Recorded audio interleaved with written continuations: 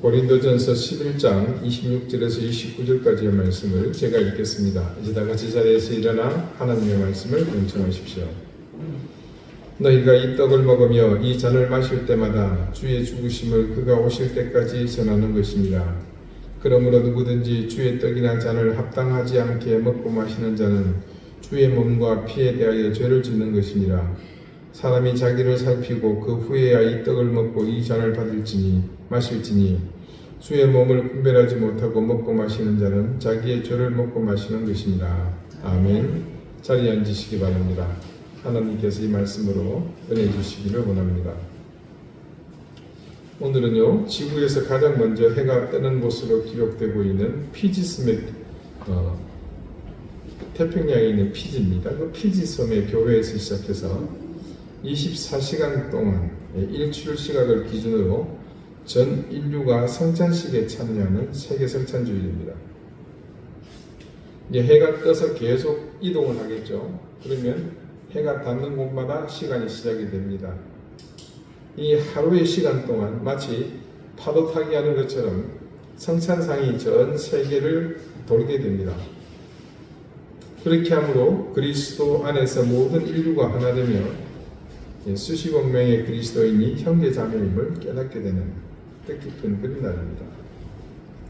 이 세계 성찬주일의 시작은 아픔의 역사를 그리스도의 살과 피로 평화의 역사로 만들려는 그리스도인의 노력에서 비롯되었습니다. 1930년대 중반 인류가 슬픔과 어둠 속에서 고통당하고 있을 때였습니다. 유례없는 대공황이 몰아쳤고 30년대 말을 필두로 해서 40년에 이어지면서 나치 독일이 일본과 이탈리아와 손잡고 전 세계를 전쟁의 공포로 몰아가고 있었습니다. 이때 미국의 교회의 소수 지도자가 그리스도의 평화와 풍요를 염원하면서 세계 성찬주의를 제안했습니다. 정확히는 1933년 미국 세이디사이드 장로교회에서 목회를 하고 계셨던 휴 톰슨 커 목사님에 의해서 시작된 것으로 알려졌습니다. 이런 사실은 이 교회 출신의 교회 역사가였던 데이빗 S. 벨이라는 분에 의해서 알려졌습니다. 휴 톰슨 커 목사님이 총회 의장으로 재임하던 1930년에 처음으로 세계 성찬주일 개념을 생각했고 실제로 1933년 그 세이디사이드 교회의 청지기 부서에서 시작이 되었다고 합니다. 그것은 모든 사람이 영감과 정보를 받고 무엇보다도 예수 그리스도의 교회가 얼마나 중요한지 그리고 각 회중이 서로 어떻게 연결되어 있는지 알 수 있도록 기독교 연합의 예배에서 교회로 하나로 모으려는 시도였습니다. 세계 성찬주일은 1936년 미국 장로교회에서 장로교 전체에서 채택이 되었고요. 이후 다른 교단으로 확산하였습니다. 그리고 4년 뒤 1940년 제시 모렌 베이드가 이끄는 미국 기독교 교회 협의회, 이 전신이죠. 당시 미국 연방교회 협의회는 세계 성찬주의를 지지하고 전 세계 기독교 교회에 홍보하기 시작했습니다. 그렇게 10월 첫째 주일을 세계 성찬주일로 지킬 것을 제안했고 세계교회협의회가 이 아이디어를 받아들이면서 출발하게 되었습니다. 여러분 얼마나 감동적입니까? 전 세계 산재에 있는 교회가 물론 상대적으로 각 교회들마다 시간 차이는 존재합니다. 함께 같은 시간에 그러니까 10월 첫 주일 하루 24시간 내내 주님이 베푸신 이 성만찬이 벌어진다고 생각해 보십시오. 아이러니하게도 하나가 되고 연합과 일치를 이루어야 할 교회는 역사 속에서 분열을 거듭해 왔습니다. 그리고 그것은 지금도 진행형입니다. 그런데 전 세계 교회가 하나됨의 소망을 향해 성찬을 함께 나눈다니 이것은 이날을 주창해 오신 분들의 의도가 귀한 가치로 자리잡고 더 나은 교회의 가치를 함께 바라보도록 하는 놀라운 시도라고 할 것입니다. 오늘 본문 말씀 중 고린도전서 11장 27절 말씀입니다. 그러므로 누구든지 주의 떡이나 잔을 합당하지 않게 먹고 마시는 자는 주의 몸과 피에 대하여 죄를 짓는 것이니라. 자, 또 성찬 예식할 때 한 번 더 이 말씀을 봉독할 겁니다. 이미 제가 집례하는 성찬 예식에 참여해 보신 분들은 이 말씀을 예식의 초대에서 늘 들어오셨던 기억이 있을 겁니다. 이 말씀은요, 바울이 성도들의 잘못된 성찬의 관행을 신랄하게 비판하는 대목입니다. 이 말씀 속에서 드러나는 바울의 주장은 간단합니다. 성찬은 단순한 식사가 아니라 그 먹고 마시는 음식이 주님의 살과 피를 의미합니다. 그러니 합당하지 않게 먹고 마시는 것은 주님의 몸과 피에 대해 죄를 짓는 일이고, 이는 결국 성찬을 통해 기대하는 은혜보다는 자신의 심판을 먹고 마시는 결과가 됩니다. 따라서 성찬에 참여하는 신자들은 자기를 살피고 성찬을 먹으라는 그런 뜻입니다. 성찬 예식은 지금 우리에게도 굉장히 중요한 예식입니다. 그래서 매번 성찬 때마다 저는 이 바울의 가르침을 여러분과 함께 되뇌며 실제로 성찬이 있기 바로 직전 주 혹은 어떨 때는 그보다 더 앞서서 이 사실에 근거하여 여러분에게 기도로 준비하라고 말씀을 덧붙입니다. 이렇게까지 성찬을 준비하면서 그 핵심을 짚어주는 말로 오랫동안 자주 인용된 말씀이 바로 이 구절입니다. 자기를 살피라. 오늘 설교 말씀의 제목이기도 합니다. 여러분은 이때 자기를 살피라는 바울의 권고를 어떤 의미로 수용하셨습니까?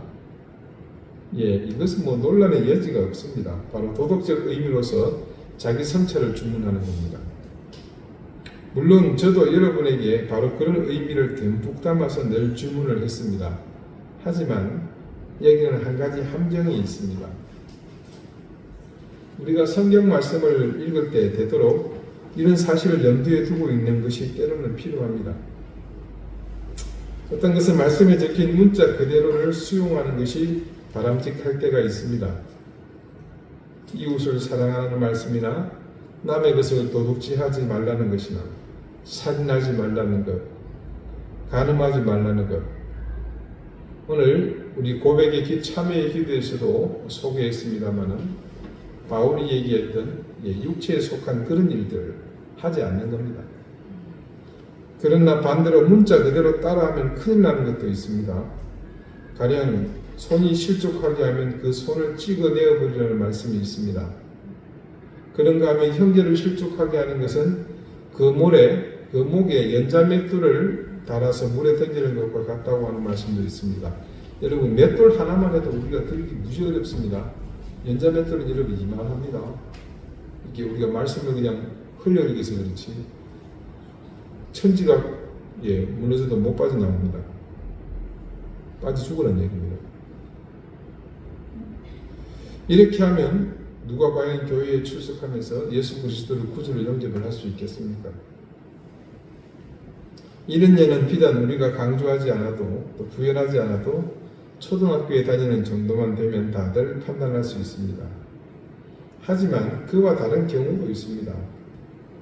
오늘 성찬을 향해 바울이 내던진 말이 전형적인 그런 의미를 담고 있습니다.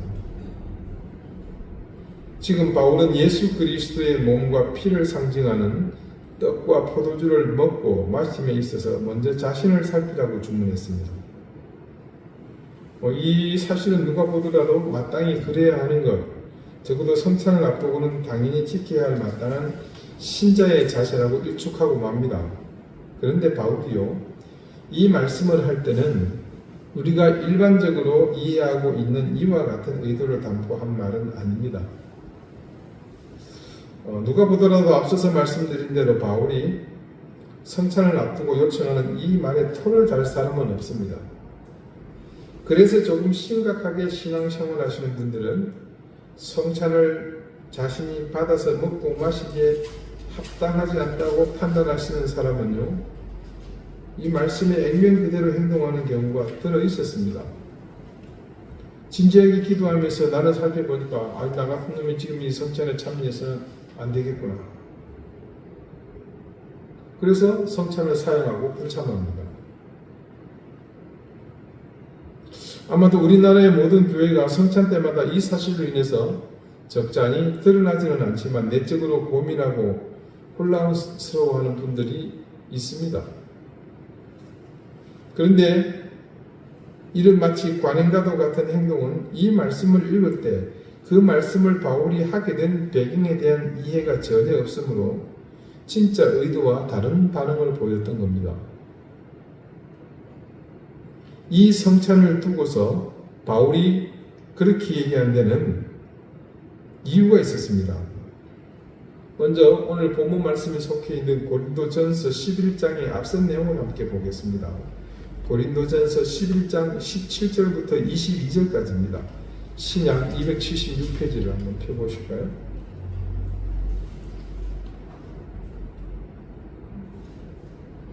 네, 17절부터 제가 읽어보겠습니다.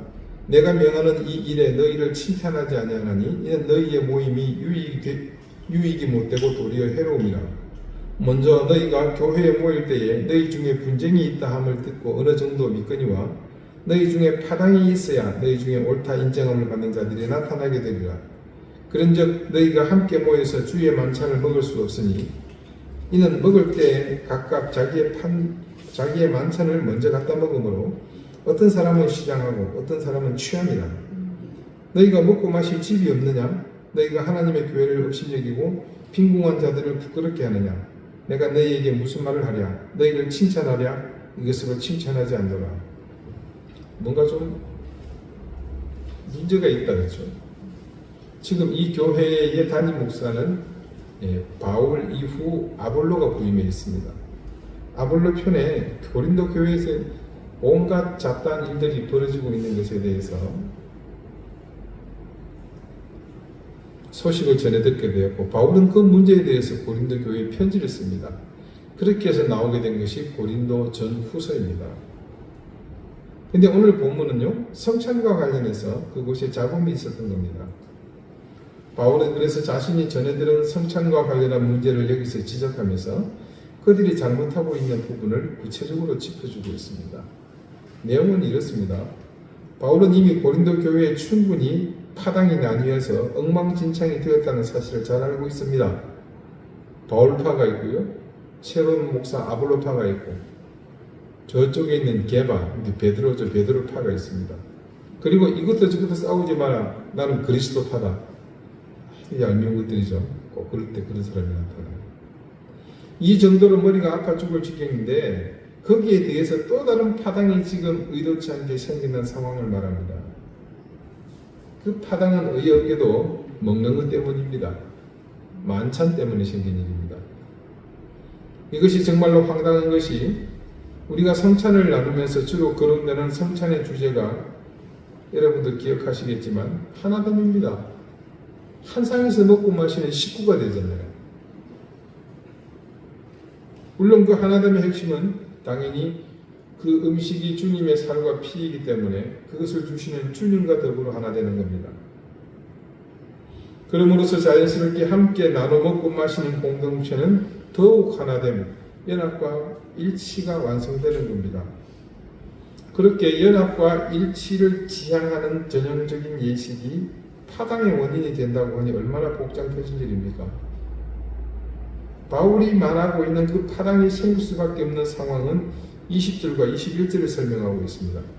그런즉 너희가 함께 모여서 주의 만찬을 먹을 수 없으니 이 전제가 이미 같은 시간에 같이 먹을 수 없다는 겁니다.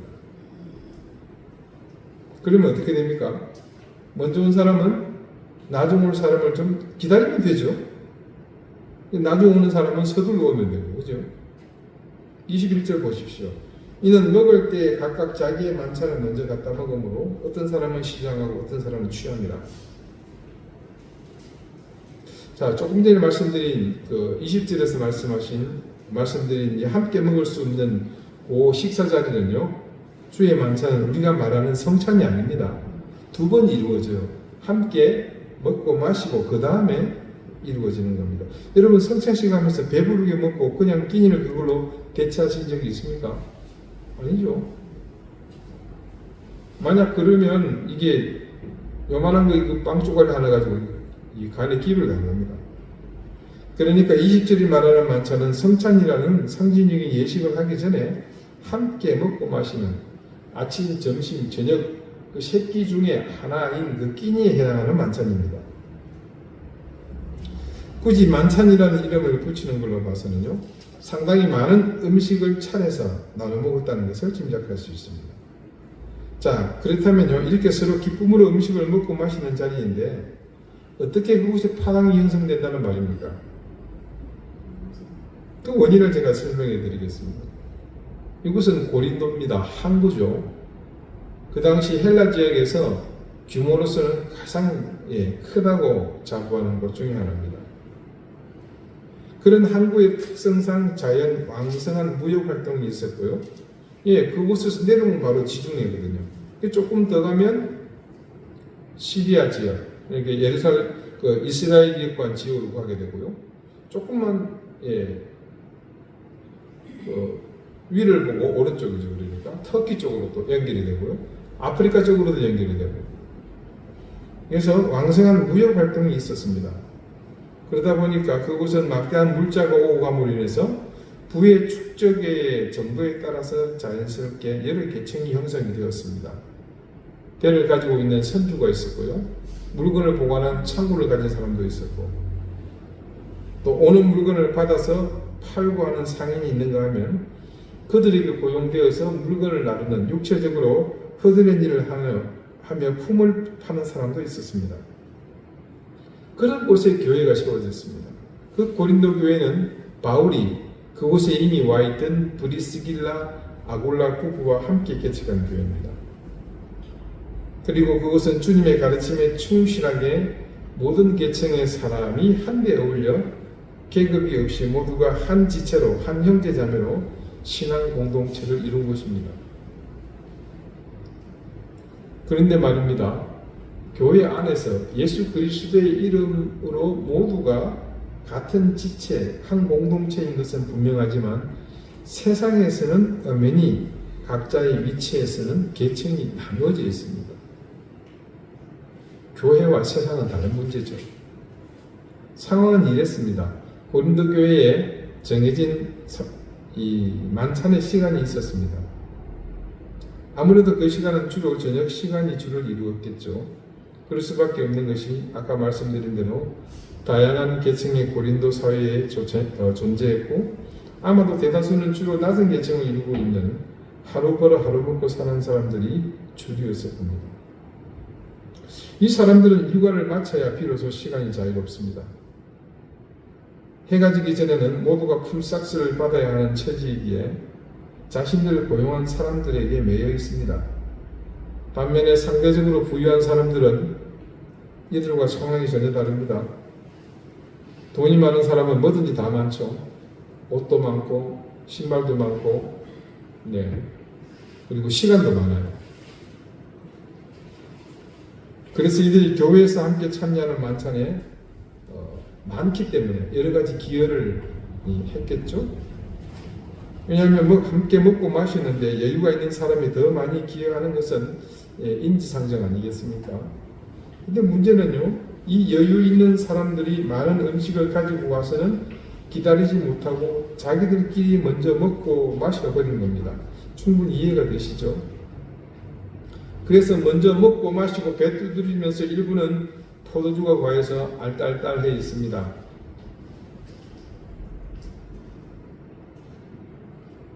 그런 상태에서 늦게 땀도 제대로 닦지 못하고 오는 사람들을 쳐다보고 있으면 이게 늦게 오는 사람들이 얼마나 빈정이 상하겠습니까?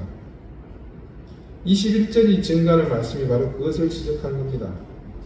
이는 먹을 때에 각각 자기의 만찬을 먼저 갖다 먹으므로 어떤 사람은 시장하고 어떤 사람은 취함이라. 그래서 바울이 22절에 그렇게 먼저 눈치 없고 먹고 마시는 사람들에게 이렇게 한마디 합니다. 너희가 먹고 마실 집이 없느냐? 무슨 말입니까? 너네들 집에서 처먹고 오라는 거예요. 그러면서 너희가 하나님의 교회를 업신여기고 빈궁한 자들을 부끄럽게 하느냐? 두 가지 죄를 짓습니다. 교회를 업신여기는 것, 그리고 빈궁한 사람들을 부끄럽게 만드는 것. 너희들의 그런 이기적인 행태로 가난한 교인들이 심한 수치심을 느낀다는 사실을 지적하고 있습니다. 그래서 바울이 그것을 뭐라고요? 하나님의 교회를 업신여기는 행위. 뭡니까? 분열케 만들잖아요. 사소하지만 이런 일로 빈정이 상한 사람들이 마음에 깊은 상처가 생긴다면 이것은 교회의 본질을 상하게 하는 일이기에 그렇게 규정한 것으로 보입니다. 오늘 본문의 말씀, 자신을 먼저 살피라는 의미의 말씀은 바로 이런 상황을 염두에 두고서 바울이 했던 말입니다. 놀랍게도 이 거룩한 성찬이 지향하는 바는 죄인을 위한 주님의 속죄를 기념하는 겁니다. 그리고 이 속죄는 이미 말씀드린 바와 같이 아무런 조건 없는 은혜의 선물입니다. 죄인은 먹을 수 없는 만찬이 아니라 죄인이라서 먹고 마실 수 있는 만찬입니다. 그래서 앞서 말씀드린 것처럼 죄가 있어 이를 먹지 못한다는 말은 맞지 않습니다. 저는 이 말씀을 조금 더 깊이 살펴보면서 깨닫게 된 중요한 한 가지 사실이 있습니다. 우리가 성찬을 앞두고 생각하는 오류 한 가지. 여러분, 죄가 아니고 나쁜 게 아니고요, 오류입니다. 우리가 굉장히 의롭게 되어서 아니면 흠이 없게 아주 정결한 상태로 성찬에 참여해야 한다는, 마치 구약의 제사에 참여하는 대제사장이나 할 법한 생각을 성찬을 앞두고는 아무렇지도 않게 하고 있더라는 겁니다. 이건 주님이 원하는 생각이 아닙니다. 우리 스스로가 만들어서 우리 스스로가 지금 그걸 어깨에 메고 있는 겁니다. 만찬을 준비한 주인은요, 모든 사람을 아무런 조건 없이 그 식탁에서 먹고 마시게 하려고 준비했는데 정작 자기들끼리 문 앞에서 들어오지도 않고 이쪽에 들어가도 되느냐 마느냐, 이 아무래도 너는 안 될 것 같아, 나도 안 될 것 같아, 그렇게 하면서 소모적인 불필요한 것에 매달려 있었던 것이죠. 이런 생각이 절대 나쁜 생각이라고 말하려는 의도는 없습니다. 전혀 없습니다. 성찬을 앞두고 이런 자세를 갖고 조심하시는 것은 좋은 습관입니다. 우리는 잘 알고 있습니다. 특히 우리 이든교회 성도들은요, 우리가 본질상 죄를 안고 태어난 불완전한 죄인이라는 사실을 너무 잘 압니다. 거기에 대해서 한 가지 더, 그렇기 때문에 우리가 어떤 노력으로도 우리 자신의 힘으로 의를 이룰 수 없다는 사실, 우리는 그것도 잘 알고 있습니다. 그래서 성찬을 앞두고 자신을 살피라는 바울의 요구는 물론 경건한 마음, 기도하는 마음으로 참여하는 마음 자세를 기본적으로 갖추는 것은 마땅하나 우리가 마치 흠이 없는 전적으로 거룩한 상태가 되어 성찬에 참여해야 한다는 것은 아니라는 겁니다. 우리가 스스로 의롭게 할 수 없는 본질상 죄를 안고 있는 사실을 인지하고 나면, 바울이 성찬을 앞두고 너희를 먼저 살피라는 말은 절대적으로 도덕적 정죄를 요구하는 것이 아님을 분명 알게 됩니다.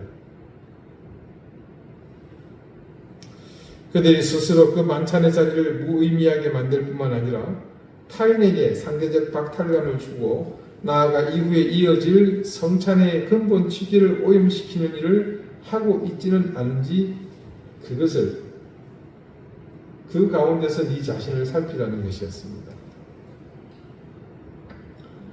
이런 사실을 생각하면서 저는 또 마음 깊이 깨닫게 되는 본질적인 것이 있습니다. 우리는 전적인 하나님의 은혜 안에서만 제대로 된 인생이 될 수 있구나. 그리고 이 성찬의 자리가 더욱 깊이 가슴에 다가왔습니다. 이 성찬의 본질은 죄인 우리조차도 주님께서는 자신의 만찬 자리로 아무 조건 없이 부르신다는 겁니다. 제가 신학대학원 재학 중에 아주 가까이 지내던 친구 목사의 부친이요, 늘 성찬식을 인도할 때가 되면 그때마다 눈물을 흘리셨다고 하는 이야기를 들었습니다. 그 친구의 부친 목사님이 눈물을 흘린 이유가 무엇이겠습니까? 주님의 살과 피를 받고는 그것을 받는 자신을 직시하게 된 겁니다. 그리고 자신이 아는 자기의 본 모습을 생각하며 그렇게 더럽고 추했던 내가 지금 주님의 몸과 피를 나눠 먹고 있다는 사실에 성찬 때마다 감사와 더불어 감격이 밀려왔기 때문입니다. 여러분, 이 성찬을 통해서 우리가 이런 사실을 아는 것과 모르는 것은 분명 신앙생활에 큰 차이가 있습니다. 보다 적극적으로 하나님의 은혜로 나아가는 사람과 소극적으로 그냥 주심이 받는다고 생각하는 사람의 신앙이 어떻게 같을 수 있겠습니까?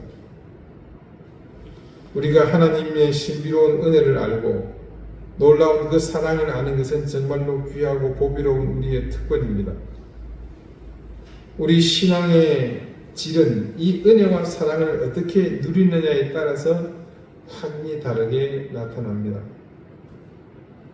늘 불평과 원망이 입에 붙어 있는 사람은 이 놀라운 은혜가 그 심령에 절대 자리 잡을 수 없습니다. 그러다 보니 그 인생은 나날이 자신의 삶 위에 더해지는 어둠에 짓눌려서 구원을 받았다고는 하나 그 삶이 이전보다 나아지지 않습니다. 그러나 나의 등 뒤에서 이런 놀라운 은혜로 나를 도우시는 하나님을 아는 인생은 어떤 절망과 고통의 자리에서도 소망을 잃지 않습니다. 여러분 앞에 이 석천상이 놓여져 있습니다. 이건 아마 우리나라 통틀어서 어느 교회도 갖고 있지 못한 귀한 겁니다. 이 자리를 빌어서 이렇게 아름답고 수준 높은 성찬상을 직접 만들어 주신 우리 김광열 교수님께 깊이 감사드립니다. 오래전부터 교수님은 이 성찬상에 대해 당신의 달란트를 어떻게 사용할지 고민했습니다. 제게 묻고 또 물어오셨습니다.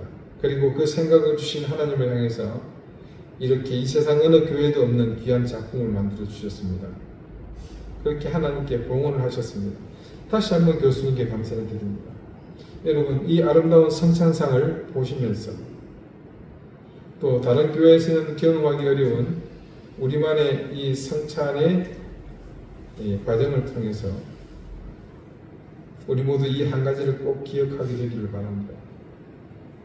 하나님은 죄로 영원히 죽은 우리, 온갖 더러움과 추함으로 가득한 우리를 이 성찬의 자리에 불러주셨고 우리 힘으로 도달할 수 없는 귀한 구원의 은혜에 도달하게 해주셨습니다.